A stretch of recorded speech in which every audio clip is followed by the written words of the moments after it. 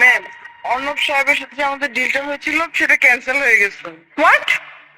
আমি এত কিছু জানি না। ওই ডিলটা আমার জন্য কত ইম্পর্টেন্ট সেটা কি তুমি জানো? তুমি যেভাবেই হোক ওই ডিলটা আমার জন্য এনে দিবে। আমি এর বিষয়ে আর একটা কথা শুনতে চাই না। I want this.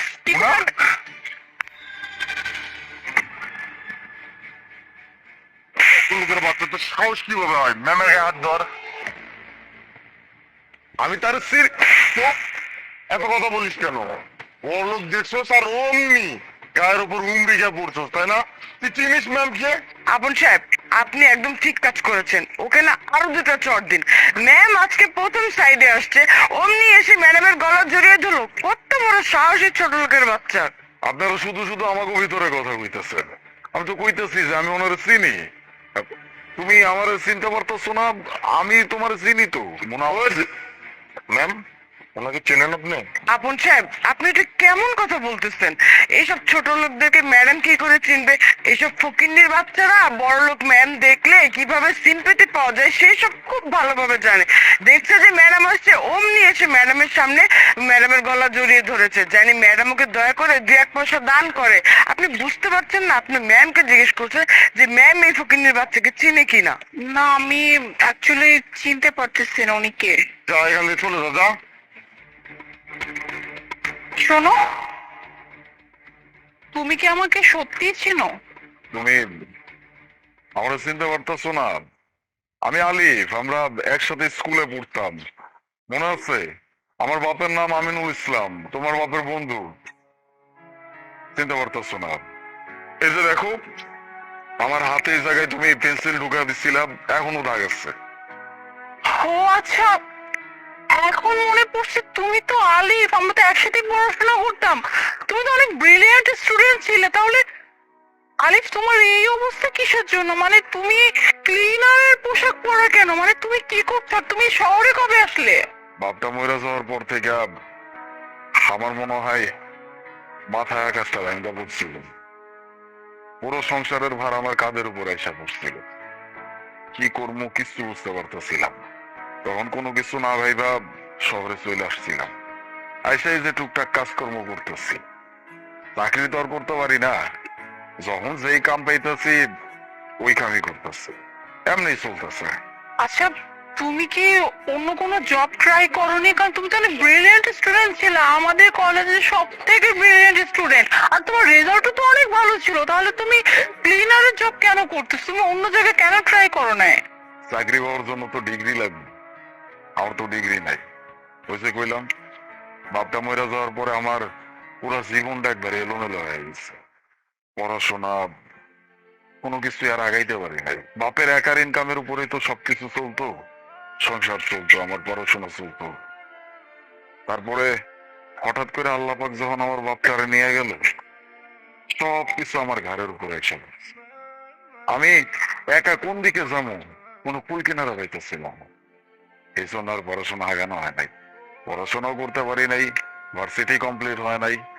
এখন আর কোনো জায়গায় চাকরিতে গেলে আমার কাছে সার্টিফিকেট চাইলে আমি দেখাইতে পারি না। এই জন্য আর কোথাও যাই না। এই সোসাইটির এই দিক দিয়া মানুষের কাছে কাজকর্ম চাইলে টুকিটাকি যেই কাজকর্ম দেয় এইটাই করি।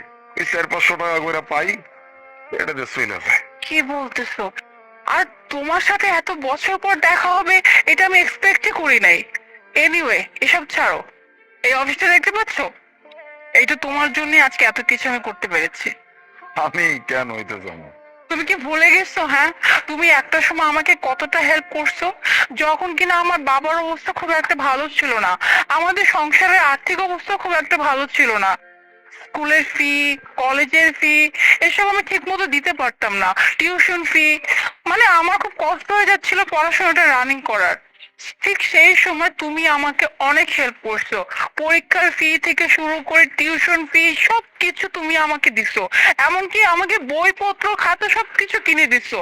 আজকে আমি যা কিছু সবকিছুর জন্য একমাত্র তুমি দেয়। তুমি যদি ওই সময় আমাকে এইভাবে হেল্প না করতা, হয়তো বা আলিফ আজকে আমি এই জায়গায় থাকতামই না। কিন্তু বিশ্বাস করো, আজকে আমার নিতান্তই অনেক খারাপ লাগতেছে তোমাকে দেখে। যে মানুষটা আমার জন্য এত কিছু করছে, যে মানুষটা আমার থেকে এত ব্রিলিয়েন্ট স্টুডেন্ট ছিল, সে কিনা একজন সামান্য ক্লিনার। সময় সময়ের ব্যাপার মনে হয়। আল্লাহ পাক কখন কোন মানুষরা কোন জায়গায় নিয়ে যায় এটা কি আমরা কেউ কইতে পারি? আর তুমি আমারে কেন ক্রেডিট দিতেছো? তুমি নিজের যোগ্যতায় এতদূর পর্যন্ত এসছো। আমি তোমার জন্য যা করছি এটা ওই সামান্য একটু হেল্প করার ট্রাই করছি আর কি, এছাড়া কিছু না। তুমি যা করছো নিজের যোগ্যতা, নিজের যোগ্যতা ছিল বলেই তুমি আজকে এরকম একটা অবস্থা নিতে পারছো। যাক, তোমার দেখে খুব ভালো লাগতেছে, তোমার অবস্থান দেখে ভালো লাগতেছে। আসলে ওই জায়গায় কাম করতে করতে তোমার দেখে ভালোছিলাম তো, অনেকদিন পর দেখছি, এক্সাইটেড হয়ে গেছিলাম।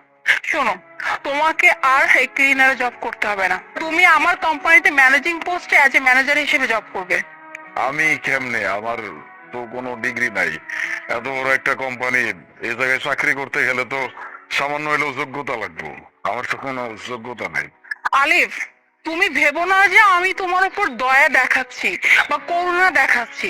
তুমি এটা ডিজার্ভ করো। হতে পারে তোমার কাছে ডিগ্রি নাই, বাট আমি খুব ভালো করে জানি আমি যে মানুষটাকে খুঁজছি ম্যানেজার হিসেবে, তার জন্য তুমি একদম পারফেক্ট। আর এমনি তো আমি আসলে কিছুদিন পর দেশের বাইরে যাব, আর আমার এত এত বিজনেস সামলানোর জন্য একজন মানুষ খুবই দরকার ছিল। আমার মনে হয় তোমার থেকে বেস্ট আর কেউ হতেই পারে না। তাই আমার এই অফারটা প্লিজ তুমি অ্যাকসেপ্ট করবে। ঠিক আছে, তুমি সেটা ভালো মনে করো। আরে ভাইয়া, আসলে আমার এটা ডিউটি ম্যামকে প্রোটেক্ট করার। আর আপনি যে ম্যামের পরিচিত আমি তো জানতাম না, প্লিজ মাফ করে দিবেন। আচ্ছা ঠিক আছে, তাহলে কালকে সকালে অফিসে চলে আসো। এখন চলো আমাদের সাথে।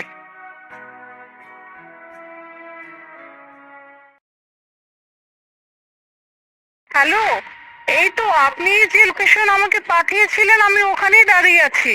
আমিও তো এখানেই দাঁড়ায় আছি। আপনি কোথায়? আপনাকে তো আমি দেখতে পাচ্ছি না। আম, দেখেন, এই যে আমি গোলাপি কালার একটা জামা পরা আছি। স্যার, আমার মনে হয় ওই যে ওই মেয়েটা মোনা। হ্যাঁ, আমি মুনা। আপনার সাথে আমার বিয়ের কথা চলতেছে। কি স্যার? এই লেংড়ি প্রতিবন্ধী এর সাথে আপনার বিয়ে? মানে বুঝলাম না। মানলাম আপনি ভালো মানুষ, মানুষের উপকার করেন, সাহায্য করেন, তাই বলে এখন নিজের জীবনটা স্যাক্রিফাইস করে দিবেন? আপন বেশি কথা বলতেছেন আপনি। কোন মানুষের সাথে কিভাবে কথা বলতে হয় সেটা কি আপনি শেখেন নাই, নাকি আপনাকে কেউ শেখায় নাই? থাক না, বাদ দিন। শুধু শুধু ওনাকে কেন বলতেছেন? আসলে আমার যে কন্ডিশন, তাতে সবাই এভাবেই কথা বলে। ব্যাপার না। আচ্ছা, আপনি যে হ্যান্ডিক্যাপ এটা কি আমার ফ্যামিলি জানে? মানে আপনারা জানাইছেন? না, আপনার ফ্যামিলিকে জানানো হয়নি। আসলে আমি চেয়েছিলাম সর্বপ্রথম আপনাকেই জানাতে, তারপর আপনার ফ্যামিলিকে। বাই দ্য ওয়ে, আজকে তো আমার অফিসে দেখা করার কথা ছিল। জি, আমাদের দেখা করার কথা ছিল অফিসে, কিন্তু আমি ইচ্ছে করেই না অফিসে যাইনি। কারণ অফিসে গেলে হয়তো যখন অফিসের সবাই আমাকে এভাবে দেখবে যে আমি পঙ্গু, আমি হাঁটতে পারি না ঠিক মতো, তখন সবাই অনেক কথা বলবে, অনেক বাজে বাজে মন্তব্য করবে। ইভেন আপনাকে নিয়ে অনেক হাসাহাসি করবে। সবাই বলবে যে আপনি শেষমেশ কিনা একটা ল্যাংড়া মেয়েকে বিয়ে করবেন। তো তখন তো আপনার খারাপ লাগবে। এই ভেবেই আসলে আমি অফিসে দেখা করি নাই, এখানে দেখা করতে চাইছি, যাতে করে সর্বপ্রথম আমি আপনাকে আমার সবকিছু খুলে বলতে পারি। বাহ বাহ বাহ বাহ বাহ বাহ। কত সুন্দর নাটক সাজাইছেন আপনি। তো এই নাটকের জন্য অস্কার প্রাপ্ত, কিন্তু পাবেন না। আমি আছি। আপনি যে ফাঁদটা পাচ্ছেন আমার স্যারকে ফাঁসানোর জন্য, আমি থাকতে সেটা কখনোই হতে দিব না। আপনার মতো লেংড়ির সাথে আমার স্যারের বিয়ে কখনো হতে দিব না আমি। বাস, অনেক বেশি হয়ে যাচ্ছে এবার। আপনি কিন্তু আপনার সীমা অতিক্রম করতেছেন। আপনি ভুলে যাবেন না আপনার পরিচয় কি। আপনি আমার সেক্রেটারি।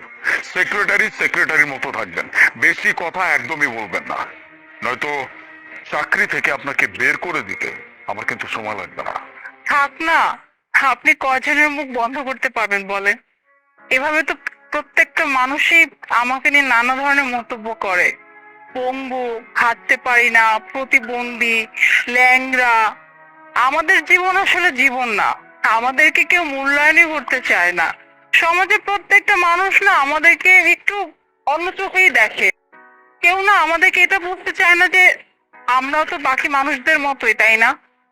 তাই শুধু শুধু ওনাকে বলে ওনাকে হার্ট করবেন না। দেখুন, আমি সবকিছুই বুঝতে পারতেছি, নিজের চোখে সবকিছু দেখছি, আর সবকিছু বিবেচনা করে আমি আপনাকে এটাই বলতে চাই যে আপনাকে আমার ভালো লাগছে, আমি আপনাকে বিয়ে করতে চাই। স্যার, আমি লাস্ট টাইম একটা কথা বলি, মানলাম আপনি ওনাকে পছন্দ করছেন, বিয়ে করতে চান, সবকিছু ঠিক আছে, কিন্তু আপনার ফ্যামিলি, আপনার বংশের লোক কি বলবে বলেন? আপনার পিঠ পিছে অনেক কথা হবে স্যার, এখনো সময় আছে, চলুন আমরা এখান থেকে চলে যাই। আপনি কিন্তু ভুলে যাচ্ছেন বারবার যে আপনার অধিকার ঠিক কতটুকু। আর বাকি রইল বিয়ের কথা। বিয়েটা আমি করব, আমার পরিবার করবে না। সংসারটা আমি করব, আমার পরিবার করবে না। যেখানে আমি বলছি এই মেয়েকে আমি বিয়ে করব, সেখানে এইটাই ফাইনাল ডিসিশন। বুঝাইতে পারছি? আর একটাও কথা বলবেন না আপনি। আর আমার তো অনেক বন্ধু বান্ধব আছে যারা অনেক ভালো ডক্টর। আমি প্রয়োজনে আপনাকে তাদের কাছে নিয়ে যাব, ট্রিটমেন্ট করাবো। হতেও তো পারে যে আপনি সুস্থ হয়ে যাবেন। আপনি সত্যি আমাকে বিয়ে করবেন এই অবস্থাতেও? দেখুন, আপনার প্রতি কোনো প্রেশার নাই। আপনি কিন্তু চাইলে আমাকে রিজেক্ট করতে পারেন। আমি ভেবেই বলছি, সবকিছু বিচার বিশ্লেষণ করেই আপনাকে বলতেছি, আমি আপনাকে বিয়ে করতে চাই।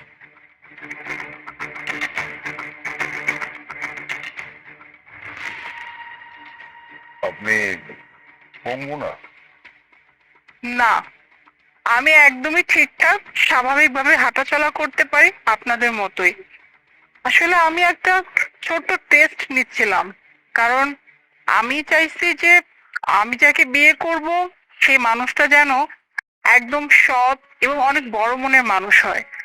আমি এইভাবে না আরো অনেকের সাথে দেখা করেছি, সবাই না আমাকে রিজেক্ট করে চলে গেছে একটা কারণই, ওই যে আমি হাঁটতে পারি না, আমি ল্যাংড়া। একটা ল্যাংড়া মেয়েকে কে বিয়ে করবে, সংসার কিভাবে চালাবে, কত খরচ, কত কি নানা ধরনের অজুহাত।